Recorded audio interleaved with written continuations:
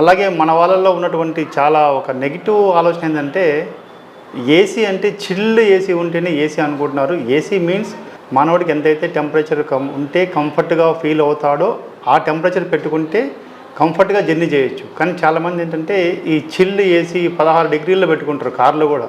ఇంట్లో కూడా అలాగే అలవాటు అవుతుంది. కార్లో కూడా అందరూ కూడాను హై కూల్ పెట్టుకుంటారు.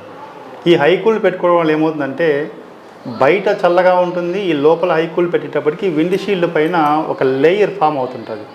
ఆ లేయరు అనుక్షణము కూడాను మన యొక్క ఐ విజిబిలిటీని డిస్ట్రాక్ట్ చేస్తూ ఉంటుంది. ఈ డిస్ట్రాక్ట్ చేసినప్పుడు దాన్ని క్లియర్ చేసుకోవడం కోసము మనం వైపర్ వేస్తాము, వాటర్ వేస్తాము, అయినా కూడా మళ్ళీ ఫాగ్ కనిపిస్తూ ఉంటుంది. మీకు అద్దం మీద చూస్తే క్లారిటీ ఉండదు.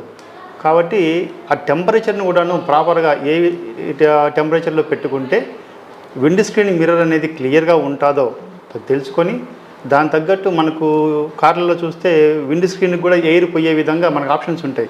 లెగ్స్కు, ఫేస్కు, లేకపోతే విండ్ స్క్రీన్కు, బ్యాక్ అని రకరకాల ఆప్షన్స్ ఉంటాయి. కాబట్టి విండ్ స్క్రీన్కి మనం ఎయిర్ ఫ్లో పెట్టుకొని క్లియర్ విజిబిలిటీతో జర్నీ చేయాలని కోరుతున్నాం.